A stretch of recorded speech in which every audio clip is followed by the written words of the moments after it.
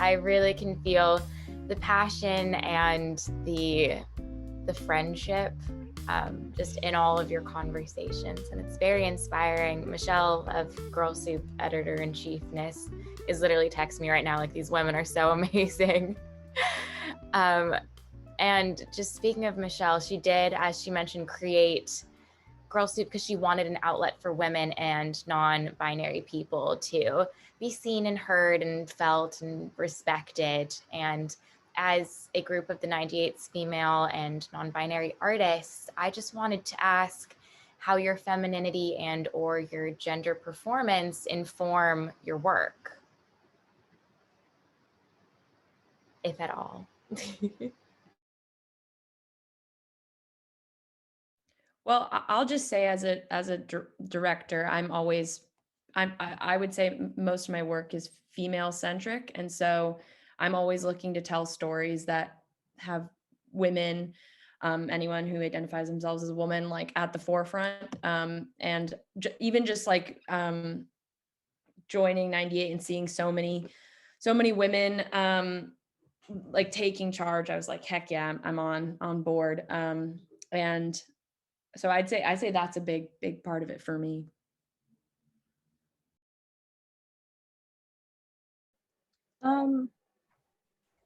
I was gonna say that I think my like the way I could relate like my identity to like art and creativity and movement specifically is I feel like through dance I like do a lot of self-discovery and like being able to figure myself out and figure out who I am through anything that I create, whether it's dance or like anything else.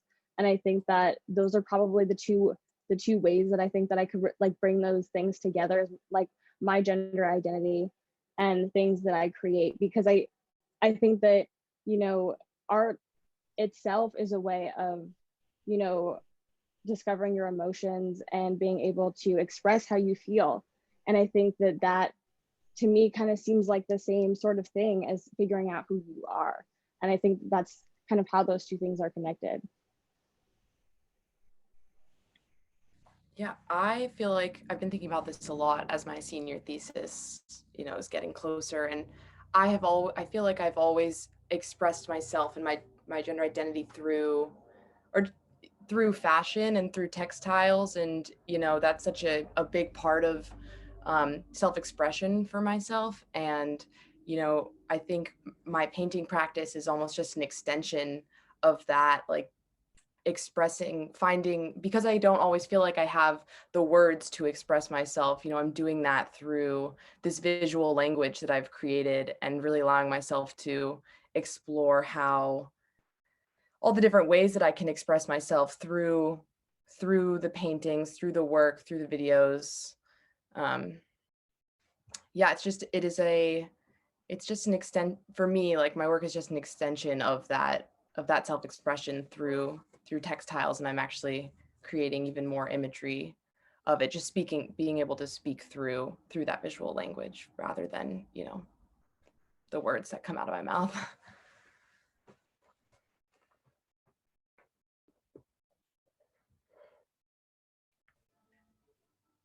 I think for me, the way that femininity, the only time I'm like aware of the femininity that I embody when I'm working with models or shooting people, where ultimately how they want to be represented trumps whatever I want for them visually, is more about the way that I show up, like as a practice for the practice. So the way in which I engage with them, the way in which I try to get through to them in a way that makes them feel comfortable, push them to consider new things, rather than what I'm trying to say or how my gender affects how I'm trying to say something or what I'm interested in. And I think especially when sometimes I'm in very male dominated spaces, it's just you're suddenly confronted with the fact that you're a woman, and you have to kind of make it work, otherwise it's going to be something that's used against you. But I haven't really ever thought to think how it impacts my physical work, because it's yeah, it's a weird one, photography, for me at least, where you just kind of have to follow someone else's lead in a really nice way, and you kind of like chase them around and see where it leads. You don't really have as much agency sometimes, which is the really exciting part of it.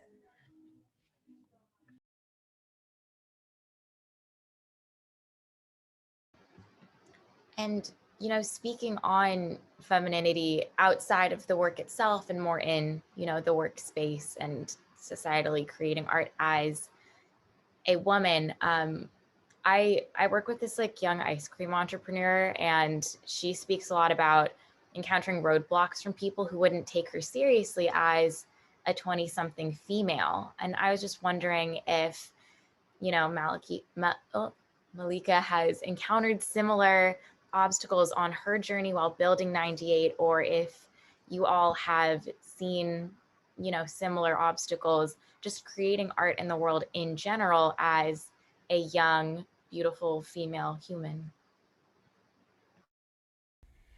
Yeah, you know, it's really interesting. I went to an all-girls school for 12 years. So that definitely has a huge impact on how I function in the world. The things that I was even told about gender expression, you know, it was very like, I think it was a very like first wave with hints of second wave feminism kind of environment. But and I thought that that was really progressive at the time, but now I'm learning a lot about maybe it wasn't the most progressive. However, it did give me a foundation that I think has carried me through to where I am right now, and has allowed me to be the person I am, which is being in an environment which I don't necessarily know for certain if it was just because it was all, you know, uh, it was like an all girls school. But I think that I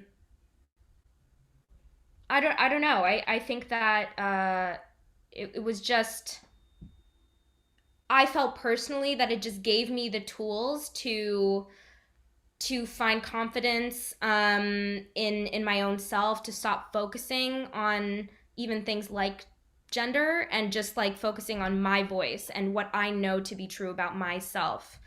And I think I just took that to, you know, post graduating high school, and I just took that to the world. I just didn't really think about it that much, to be honest. I just felt true to myself and just kept going. I think honestly, age has been, you know, something that's been like the most intense boundary for me, and just that's something that's always on my mind with these meetings, because I remember when I started like reaching out to people like to rent spaces or for interviews and stuff, and I would feel like I need to lie about my age, or I need to like come across to be more like older than I am or something. And I get a lot of the time people are like, wait, how old are you, like that kind of thing, because I try to keep it very private, because as soon as people find out how old I am, it's like they instantly take me less seriously, which I think is really weird. I think it's really weird, but it's taught me a lot, because often I'm having the same ideas that I've had when I was, you know, a little girl. Like in my bedroom playing with stuffed animals. Like I really do think I'm having similar impulses. And the only difference is that I can, you know, go out by myself and take a meeting by myself and email by myself. I'm more independent. And so I find it quite funny that that's been a barrier for me, and that's also driven the mission of 98, which is to, you know, bring to connect the emerging generation to the rest of the world by creating these, you know, immersive experiences. And it's always going to be the emerging generation, and I think it's very important to take the emerging generation seriously, because it is it's a rising perspective, it's a rising new perspective that should always be paid attention to and should always be taken seriously. And I know how it feels to, you know, feel the need to hide my age but be proud of an idea that I'm having, and I think that's really silly. So I think regardless of expression or identity, I think just being true or it's a journey, of course, to be true to oneself, but I think that is the most important thing. And that will give anybody the confidence to break boundaries, no matter how old you are, how you express yourself.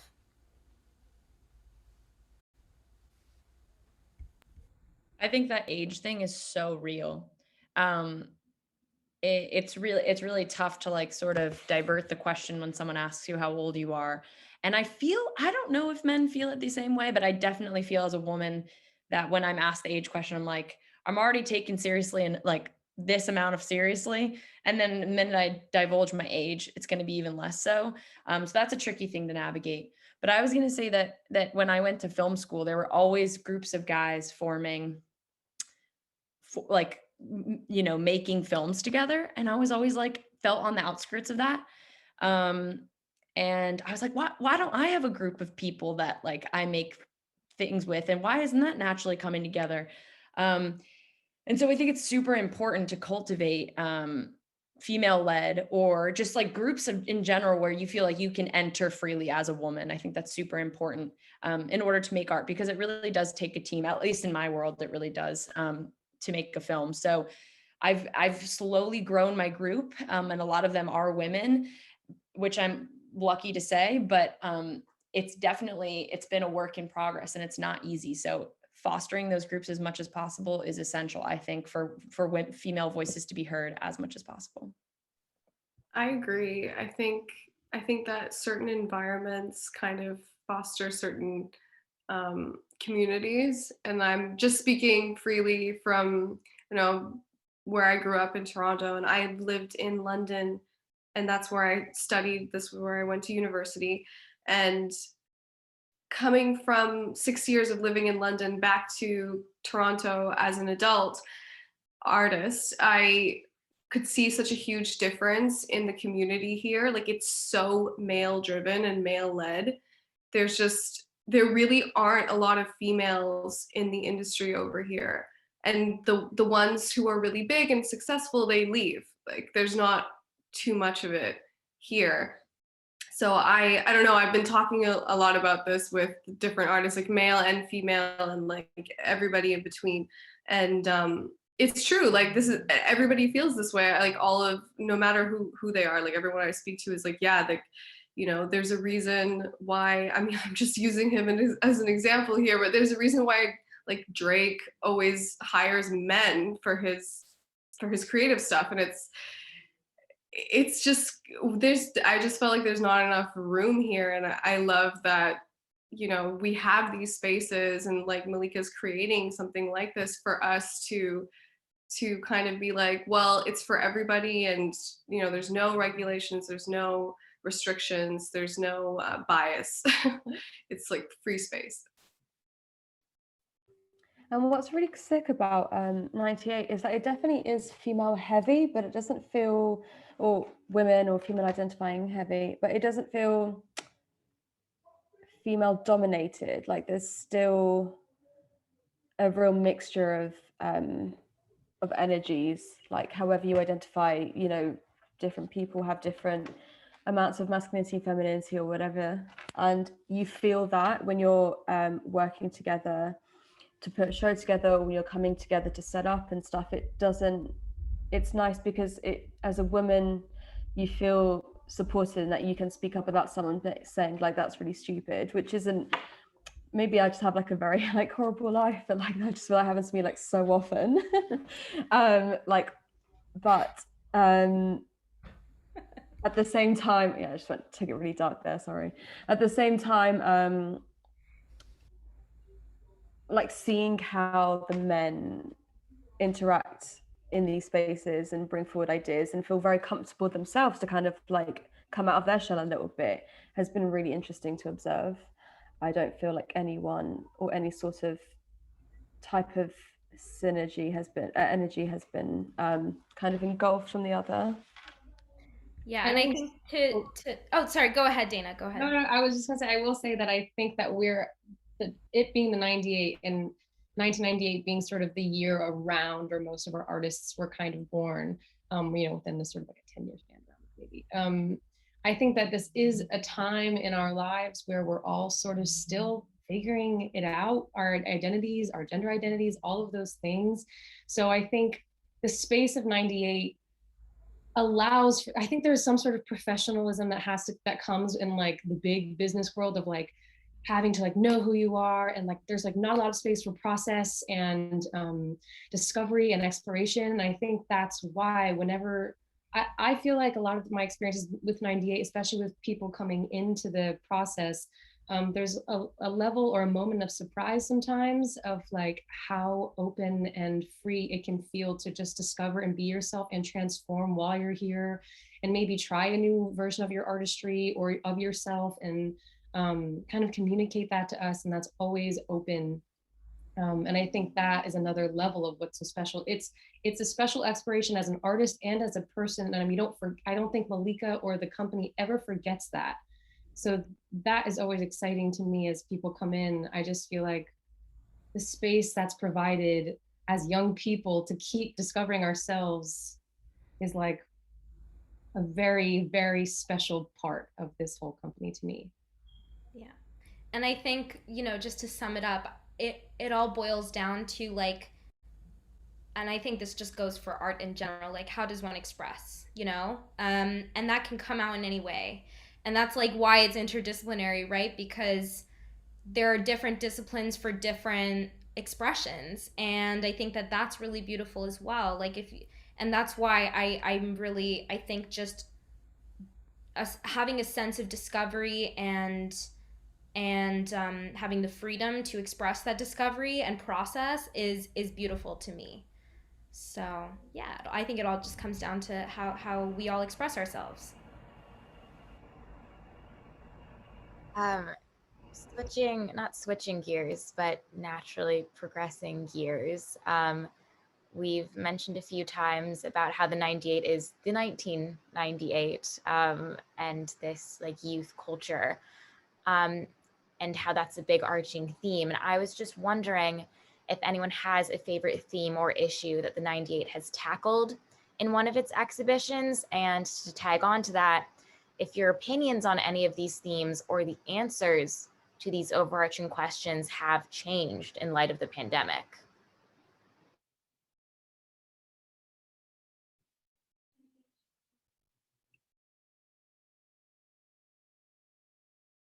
I will start by saying that for me, it maybe wasn't my favorite show so far, but it was the most interesting and the most transformational. I would have to say was 98 Illusions. Yeah, the whole 98 Illusion journey, because that took on that took on such a gosh, different meaning, because we came up with the idea of 98 Illusion in like last September, October. The idea that, everything around us is an illusion, or the question was how much of reality is an illusion. And then like all these things started happening, and I'm sitting there looking at this post-it note on my desk with the question on it, and just thinking, oh my gosh, this has changed a lot.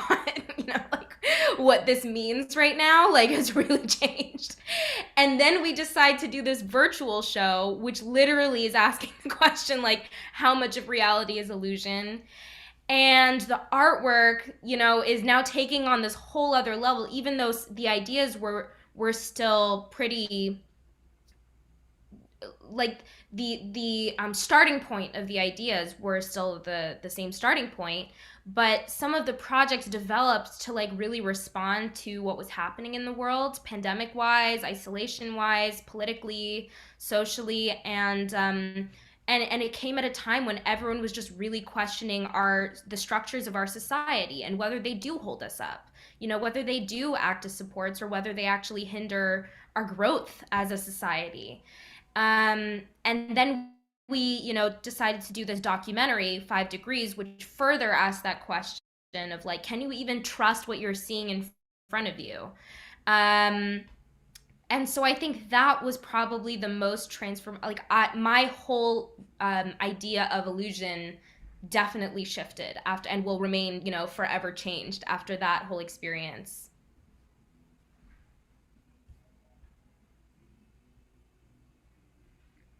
And I mean, does anyone want to respond to At Odds with the Air with regard to this? Because I think that's another one, or even like a past show. Like, I'd be really interested in hearing whether your opinions of these themes changed.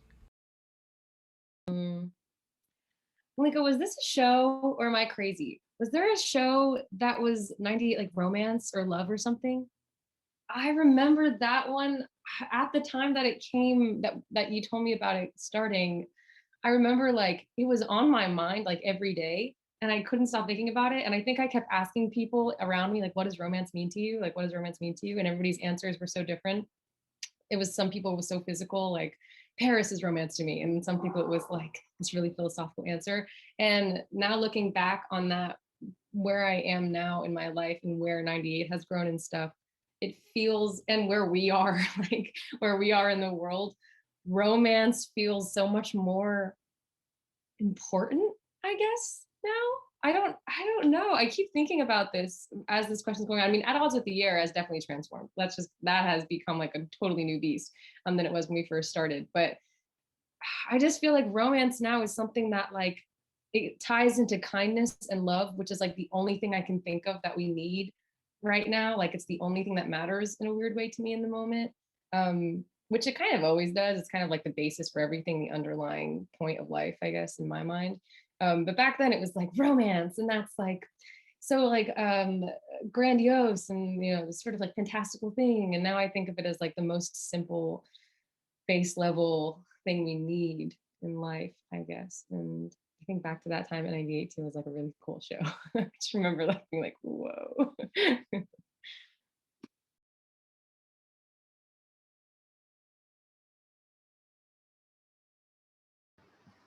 And just building upon, Malika mentioned the like virtual like gallery that they did, the 98 Illusion, and I know 98 Studio was also a part of that. Do you want to just mention a little bit about how you like literally how you did that? I want to keep on with the conceptual conversation, obviously, but I've just been deeply curious about what the tech is going into. And if anyone hasn't checked it out somehow, like it's still on their website. They have a whole virtual interdisciplinary gallery where you can watch video, you can look at art, you can walk through the space. It's just obscene. It's amazing. How?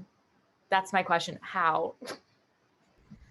Well, the answer to this question is again, like, I have to say that I would never have been able to do it without our core team for that show, who TJ and Julian and Lundeen, they were instrumental in helping this transition. So basically what happened, I'll give you like a concise kind of background explanation. Essentially what happened was we were planning to do, like always, our in-person show, except I knew that I was graduating. I knew that I wanted to go to New York. New York was this big dream for me, as it is for a lot of young artists. And this guy TJ, who's I think here, basically, I forget who reached out to who, but someone reached out. We ended up chatting, and I was very excited to. And he basically pitched, saying like, I know that you're doing 98 Illusion. I feel like the space that I'm working at right now is the perfect place to do that, which is a virtual reality arcade, a physical virtual reality arcade in Manhattan, in the Lower East Side. And this was next level to me, because every show I try to like scale up, like go bigger, go harder, do things that I find that are impossible and just make them possible somehow. And so this felt like, whoa, this is out there, and I want to take the leap and do it. And I trust TJ, and TJ's so passionate about, virtual reality. I knew nothing about it. So we had, several discussions about, okay, how are we going to translate some of these physical pieces? How can we use virtual reality? And he was kind of teaching me about it a little bit. And then the pandemic hit, and there was this, I went through severe denial with it. I was like, no, it's going to be fine. Let's wait. We're going to do this show. Like, we'll just postpone it. We'll postpone it. And then I just noticed that everyone was suddenly saying that, and like everyone was like, we're just gonna wait, we're gonna wait, we're gonna wait.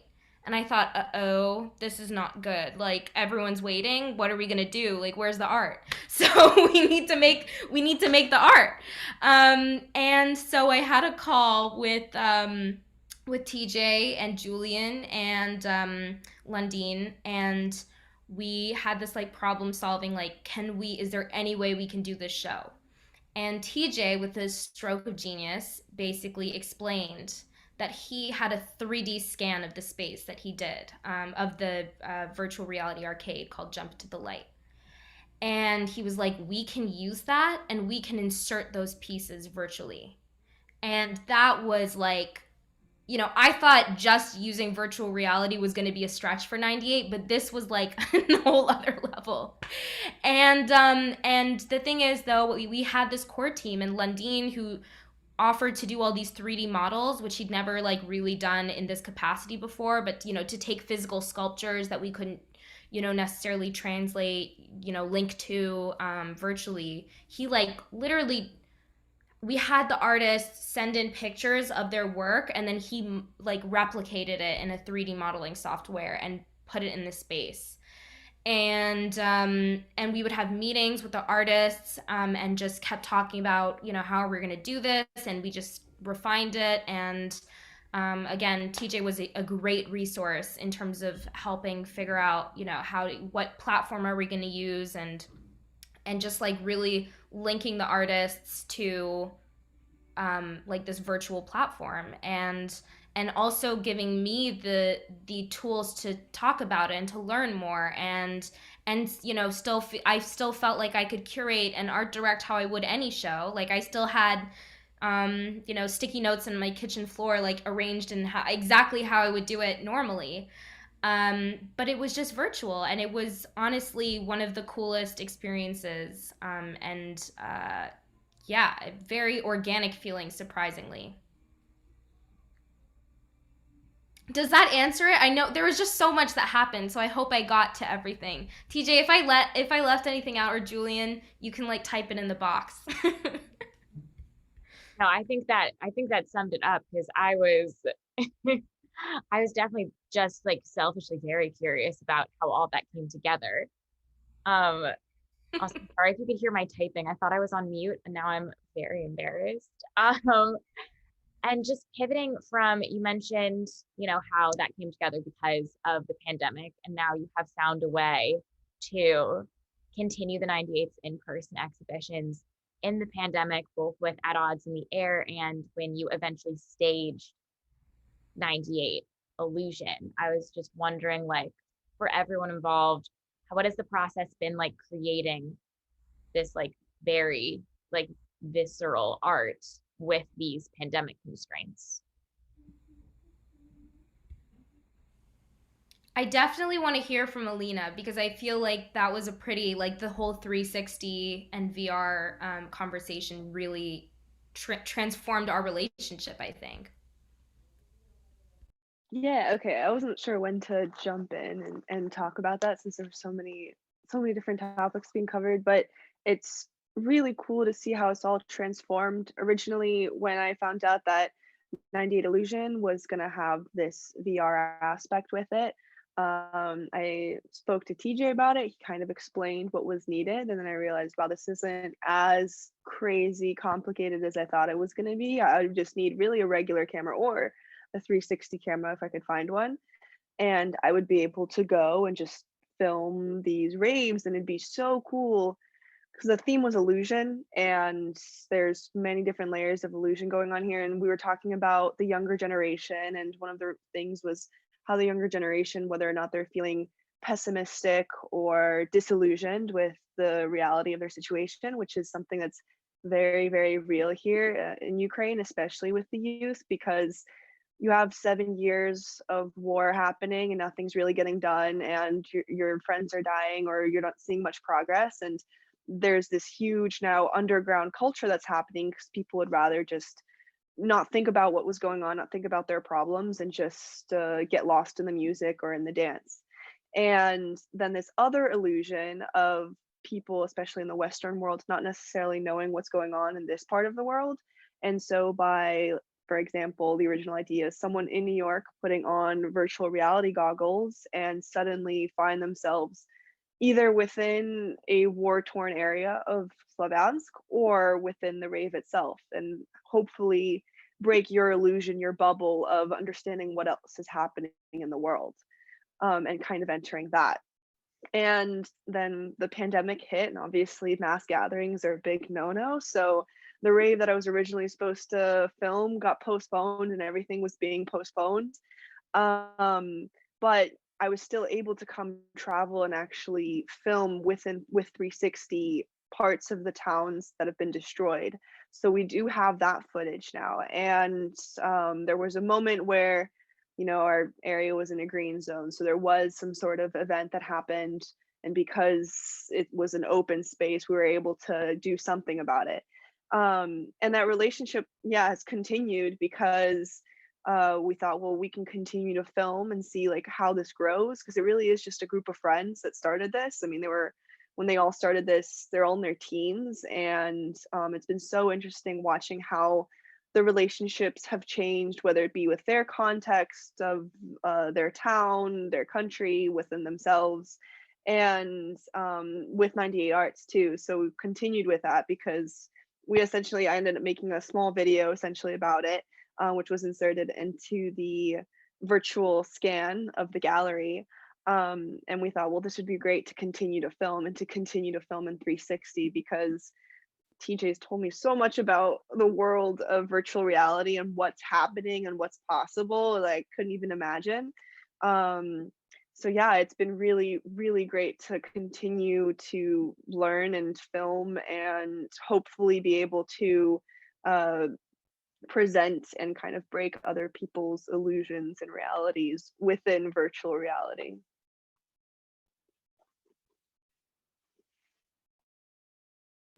Actually, can I ask you a question on your work, Alina? If that's all right, Yeah. Christy. Mhm. I was just wondering about like the nature of the raves, like considering it's in quite a tense political climate, like the geographical place where they happen. Are these raves something that are become safe spaces because people don't know when or where they're going to take place, the location of it, and they're physically safe from, you know, like the law and police? Or is it, have I got that wrong?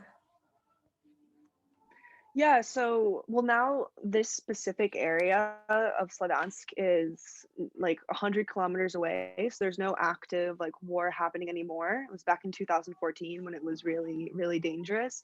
Now, there's more of just this kind of horrible stereotype that nothing can be done here. Everything's super negative, everything is super dangerous, and therefore no one should ever there's no point, hope is lost, or why would you want to go to these small towns?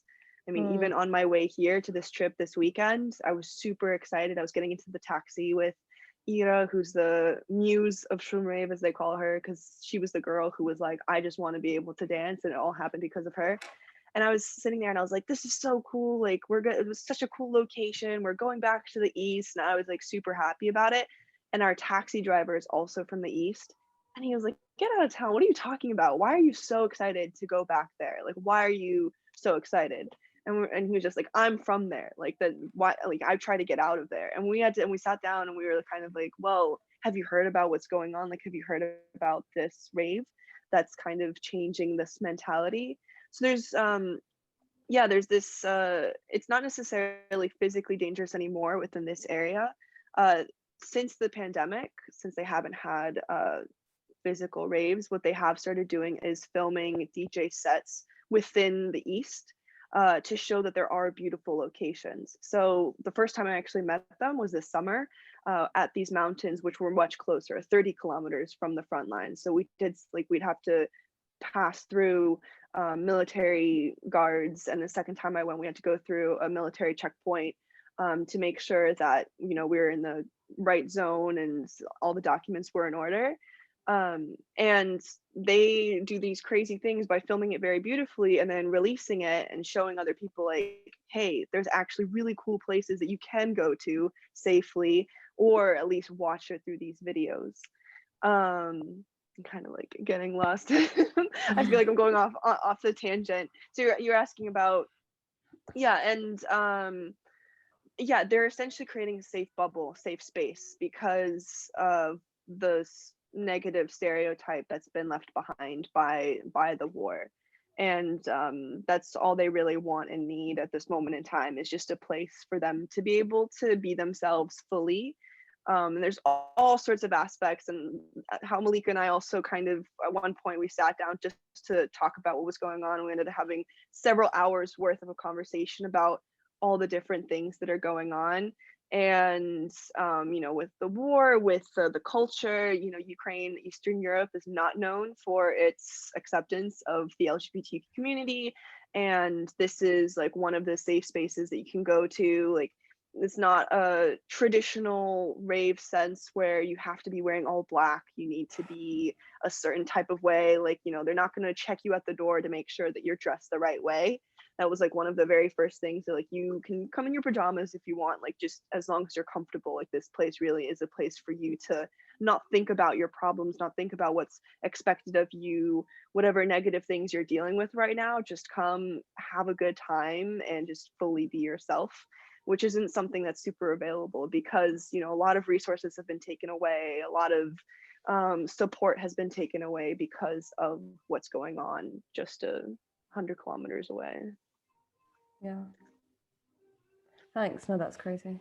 Yeah, I don't know if that fully answered your question. No, it did. Yeah, I was just really curious about, like, because I guess like raving in the UK means like illegal raves and like the police coming in halfway through and stuff like that. So I just wondered how that translated when you're in this like big out open space. But so yeah, thank you for that.